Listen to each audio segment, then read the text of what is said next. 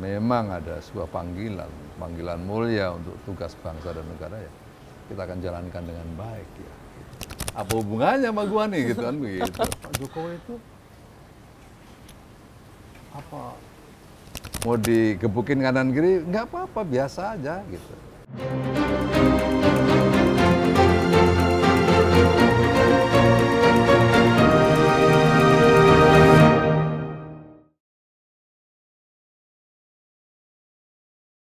Hari ini kita kedatangan seorang tamu yang luar biasa.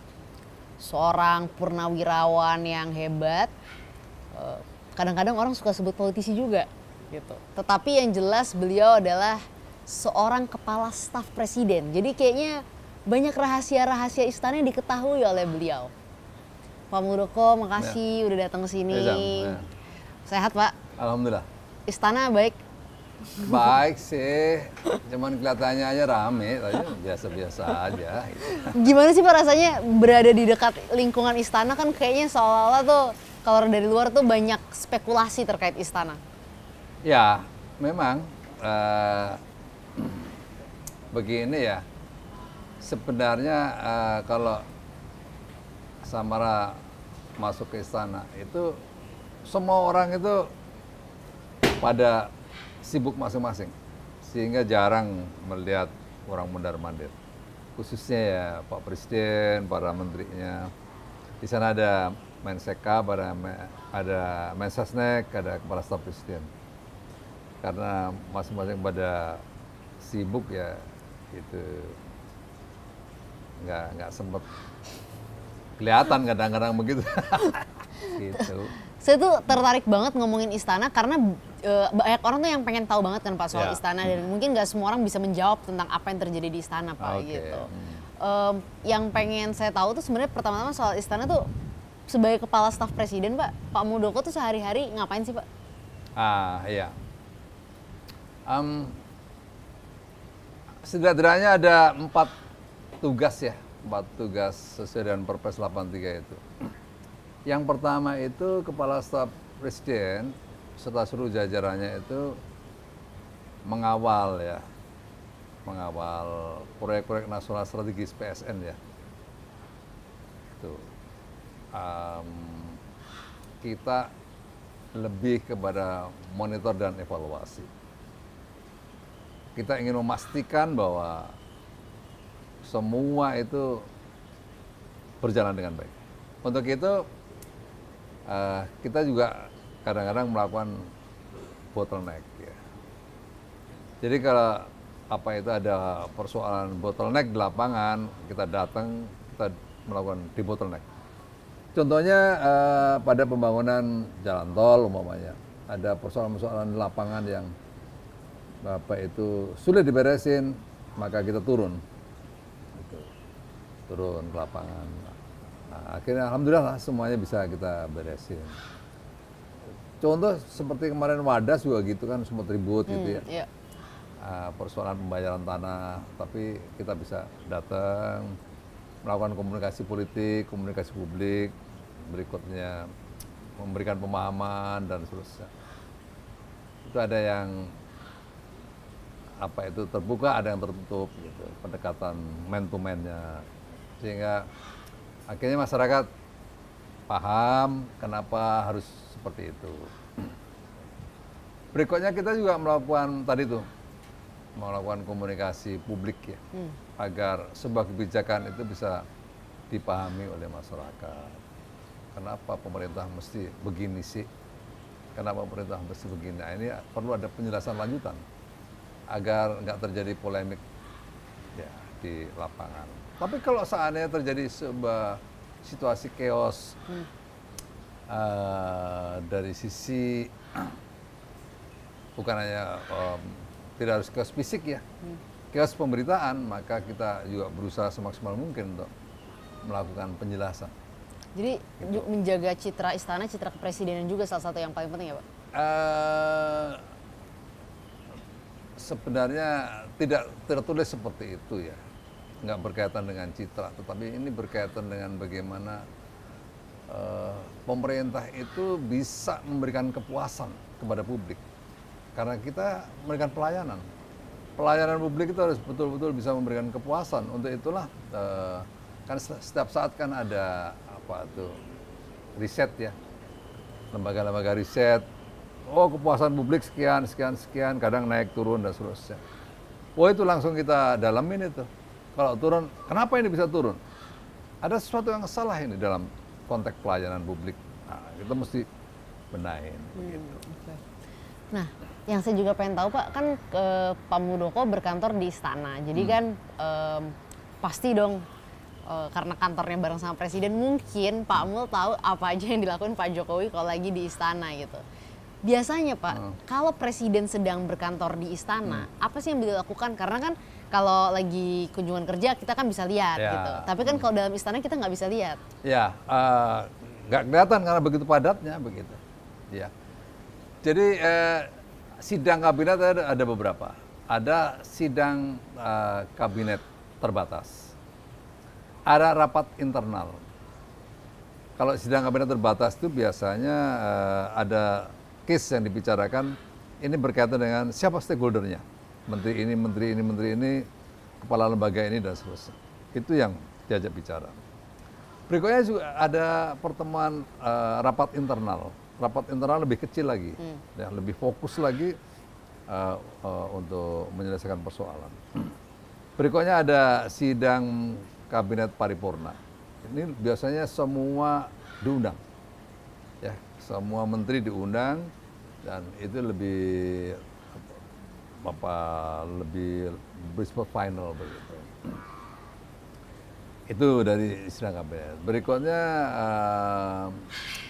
acara-acara kenegaraan presiden sangat-sangat padat ya. Tamu-tamu juga Pak? Iya, tamu-tamu sangat padat. Itu belum lagi kalau ada hal-hal yang lebih spesifik begitu.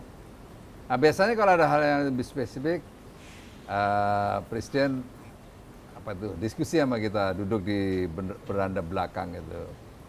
Ada Mensekap, ada Mensesnek, ada Kepala Staf Presiden, ada Pak Presiden, berempat. Kita diskusi sambil ngopi begitu. Ini gimana, dan seterusnya. Nah, biasanya kalau lagi di pesawat dalam perjalanan yang jauh juga biasanya presiden tuh manggil teman menteri yang ikut dalam pesawat itu ngobrol sambil melihat situasi, perkembangan situasi, dan langkah-langkah ke depannya bagaimana. Itu sih. Kalau lagi ketemu, karena Pak Mul pasti sering juga berinteraksi dengan presiden gitu ya, ngobrol dengan beliau gitu. Sosok Pak Jokowi di mata Pak Mul itu seperti apa sih Pak? Ya, banyak orang yang salah duga loh ke Pak Jokowi itu. Pak Jokowi itu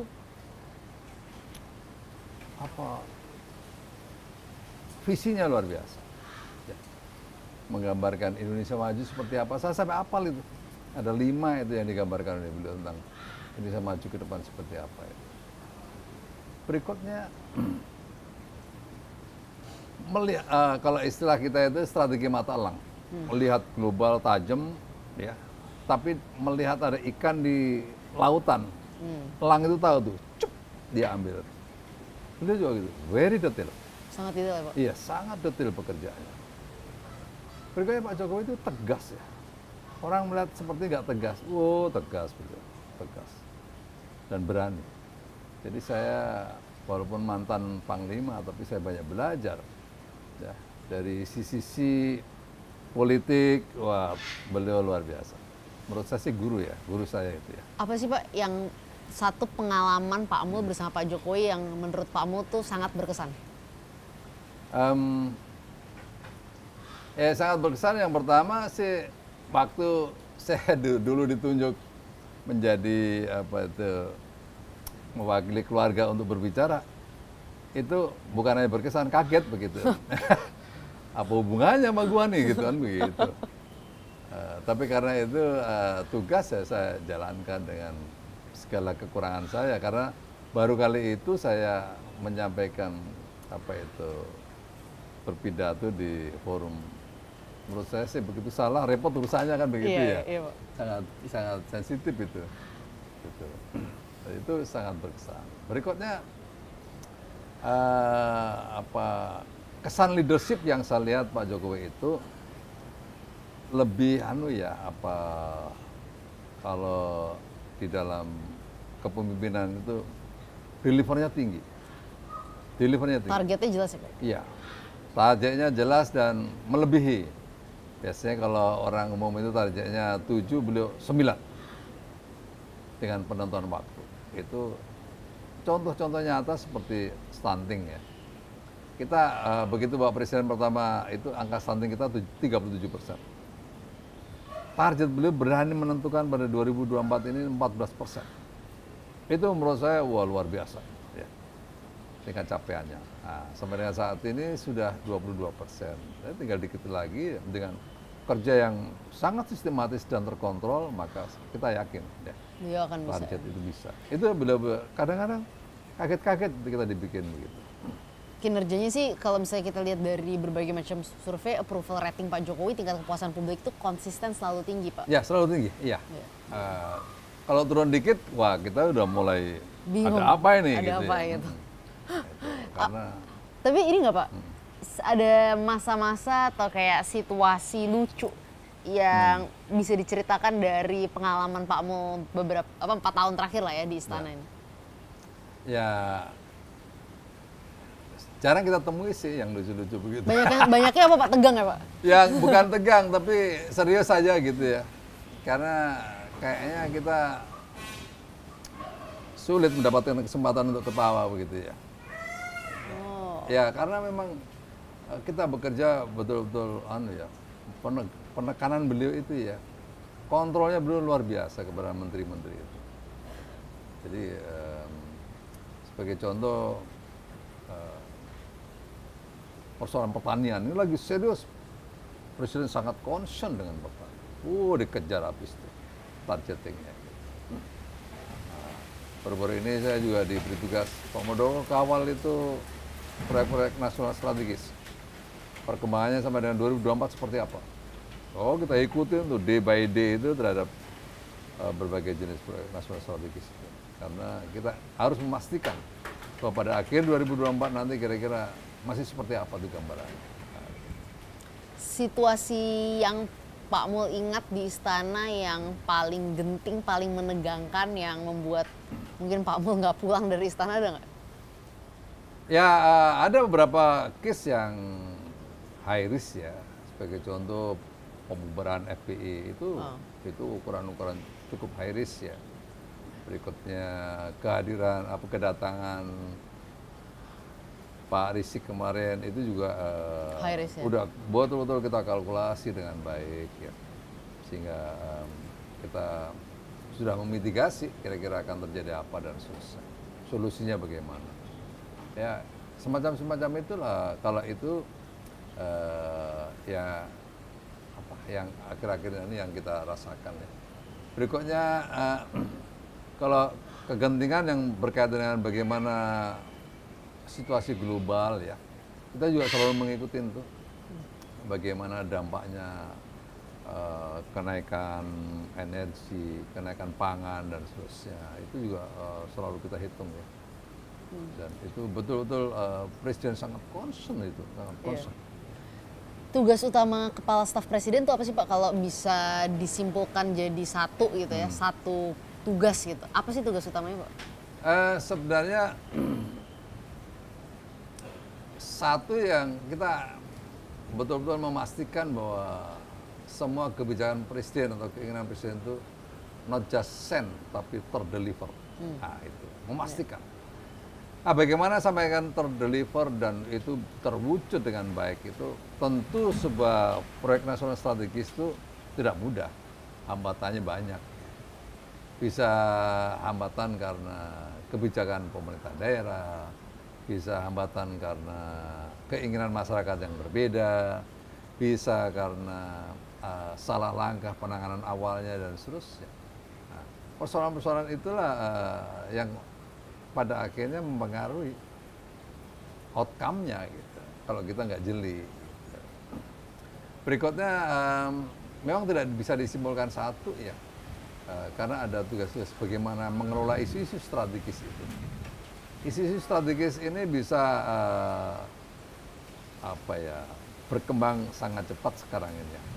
Bisa karena disinformasi, bisa karena hoax, bisa karena memang sengaja itu di apa itu bagian dari sebuah skenario yang disiapkan oleh kelompok-kelompok tertentu. Nah, bagaimana kita harus cepat bisa mengelola isu-isu strategis itu agar tidak menjadi snowball, menjadi bola salju yang akhirnya liar. Nah, ini semuanya bagian dari tugas dari Kepala Staf Presiden. Nah, di Kedeputian 4 itu memang deputi yang mengelola mengelola masalah komunikasi publik. Susah nggak Pak untuk misalnya kan itu kan pasti untuk memastikan deliverynya kan lintas kementerian ya Pak ya? Yes. Susahnya apa sih Pak? Kesulitannya, tantangannya apa tuh? Karena kan pasti masing-masing menteri Iya. ada dari partai, ada yang dari ini. Ya seperti sering kita ucapkan lah, persoalan koordinasi itu mudah sekali untuk diucapkan. Tapi kalau tidak ada figur yang kuat untuk mengkomunikasikan, itu juga persoalan. Tuh. Nah, ada satu hal yang menarik Sam, di KSP itu, karena kita mengembangkan yang namanya KSP Mendengar. Oh. Itu. KSP Mendengar itu sebuah program saya yang tujuan saya yang pertama adalah ingin membangun kedekatan, relasi yang semakin dekat antara publik dengan istana. Jangan sampai ada selama ini kesan, aduh istana itu sesuatu yang jauh dan seterusnya. Kita dekatkan agar persoalan-persoalan publik itu kita bisa pahami dengan baik. Gitu. Karena justru kadang-kadang saya ngirim anggota dari KSP itu, kalian turun, bisa turun ke perguruan tinggi, turun ke masyarakat, turun pada titik-titik yang kritis, datang ke sana, berkumpul dengan berbagai elemen masyarakat, dengarkan apa maunya. Ya kadang-kadang kita di demo melalui apa itu spanduk-spanduk, nggak apa-apa, dengerin aja, gitu. Jangan takut menghadapi itu. Karena apa? Karena begini loh,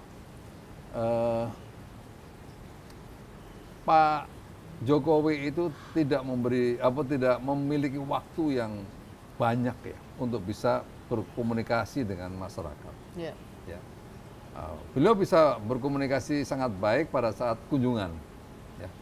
Tapi pada saat di istana begitu sibuknya, maka waktu itu walaupun sering juga menerima, ya, contohnya menerima masyarakat petani dari Simalingkar, dari Medan yang jalan itu diterima oleh beliau, karena ada persoalan konflik tanah. Gitu.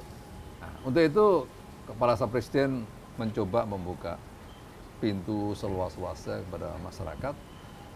Silakan datang ke KSP dengan dengan segala kemarahannya pun kita terima di sana, gitu ya, nggak apa-apa. Mungkin mereka jengkel selama ini, kadang-kadang teriak marah gitu, nggak apa-apa, silakan aja marah aja.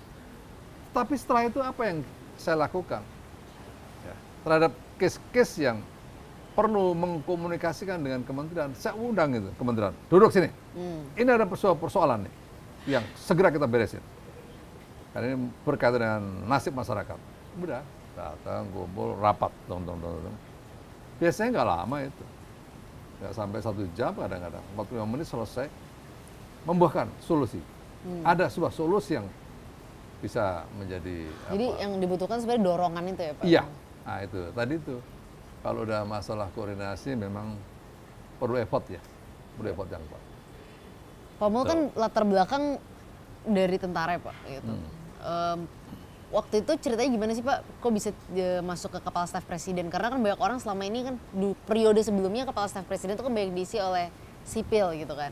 Gimana Pak? Tapi apakah dan seberapa penting ternyata latar belakang Pak Mul di TNI, tentara itu memengaruhi gitu kesuksesan gitu sebagai KSP? Ya sebenarnya saya kemarin sudah enjoy saya setelah pensiun, saya 2,5 tahun punya otoritas pribadi tinggi ya, nggak ada yang bisa berani merintah gua nih, kecuali istri ya, udah kalau itu sama cucu gitu. Jadi saya menikmati 2,5 tahun, tapi ada panggilan lagi untuk membantu Pak Presiden, ya saya sampaikan ke istri dan diizinkan. Ya sebenarnya begini, Sam, banyak angle yang berbeda ya. Satu dari sisi bagaimana cara memimpin. Pada saat saya jadi Panglima TNI, sungguh tidak begitu sulit mengendalikan prajurit yang 500.000. Karena memang itu bagian dari DNA saya ada di situ ya. Dan saya bertumbuh bersama-sama mereka sehingga saya memahami. Prajurit saya jalan gonte aja, saya lirik, saya udah tahu apa yang dia pikirkan. Nah gitu. Tapi begitu masuk ke pemerintahan ini, ke politik, agak gagap juga gitu. Oh gitu Pak? Ya.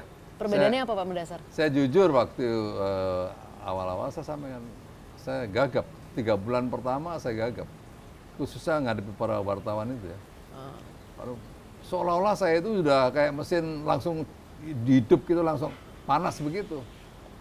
Kalau mobil kan hidup, pelan dulu, baru anget, baru panas kan begitu. Ini langsung digas sama wartawan. Ini gimana Pak? Ini gimana Pak? Ini gimana Pak? Wah, apalagi. Nah, tapi dari situ saya tertantang untuk belajar lebih banyak lagi ya. 3 bulan lah menurut saya belajar keras ya, bagaimana melihat manajemen negara dengan segala persoalannya ini, sehingga saya mulai tough begitu menghadapi wartawan. Itu kira-kira. Adaptasi juga ternyata Pak ya? Iya, ada transisi. Ada transisi. Dan itu nggak mudah Pak. Karena kita di tentara kan udah tahu, keywordnya udah tahu. Ritmenya udah jelas ya Pak? Udah jelas. Nah, kalau di politik kan kadang-kadang begini, kalau lightingnya ke kanan, beloknya ke kiri gitu. Nah itu kalau kita nggak siap, bisa nabrak-nabrak kan begitu. Gitulah kira-kira.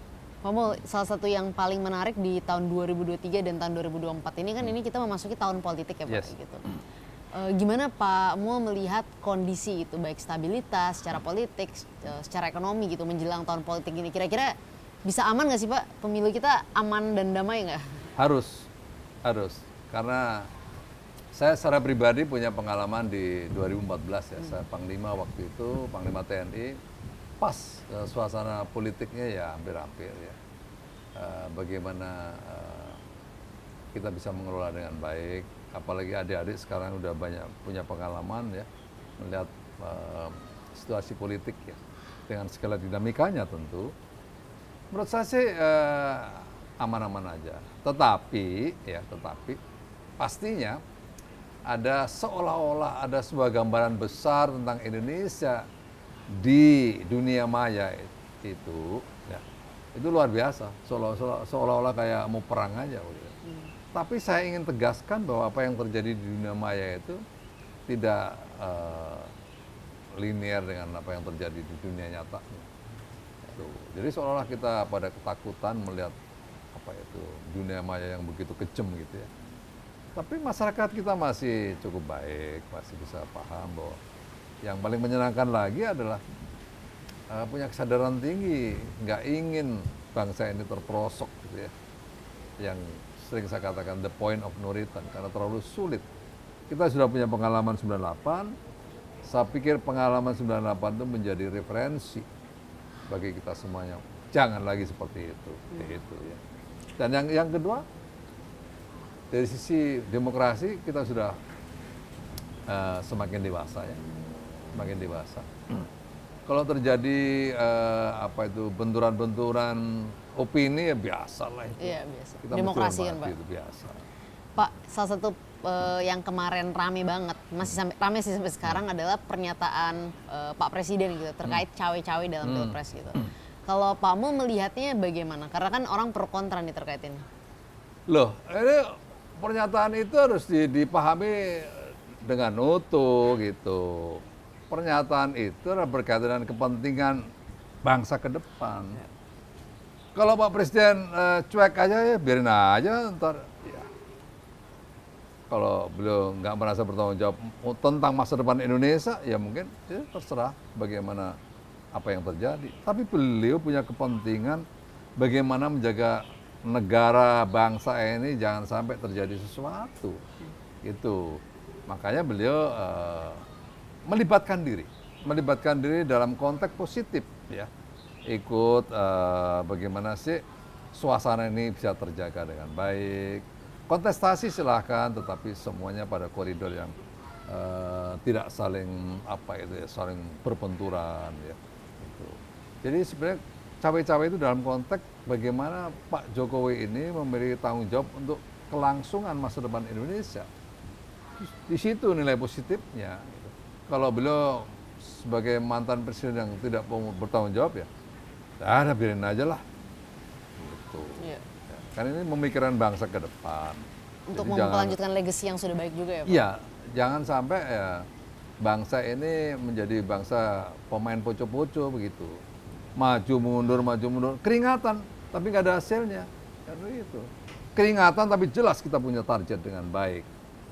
Keringatannya seperti apa? Ya cawe-cawe itu bagian dari keringatan gitu. Karena presiden memikirkan betul tentang nasib bangsa ini. Rencana Pak Muldoko ke depan apa sih Pak? Rencana gue ke depan ya enjoy aja lah begitu ya. Gitu. Nah, kita nikmati hidup ini. Santai aja Pak? Santai pada saat kita memahami bahwa apa yang saya kerjakan itu ya memiliki pengaruh positif kepada siapapun. Walaupun tidak harus di pemerintahan, saya harus selalu berpikir positif bahwa setiap langkah yang kita kerjakan itu harus berdampak kepada orang lain, berdampak kepada lingkungan, environment ini, sehingga hidup tidak penuh dengan beban. Ya. Nggak usah kita terbebani oleh obsesi yang berlebihan, yang akhirnya frustasi kan begitu. Kita sudah sudah menyiapkan ke sana gitu. Menarik sih Pak. Pak, kita mau masuk segmen kedua. Di segmen kedua ini adalah segmen di mana netizen bertanya. Jadi ada pertanyaan-pertanyaan yang ditanyakan kepada Pak Muldoko. Jadi kita masuk segmen kedua ya. Pak Mul, ini ada beberapa pertanyaan dari netizen yang udah diajukan ke Pak Mul gitu. Pertanyaan yang pertama nih menarik nih Pak. Rada-rada politik dikit. Bukan rada sih, emang politik banget ini. Wow. Pak Mul, kalau ditawarin jadi cawapres bakal diterima nggak? Ya agak sulit sih memang dijawab gitu. Karena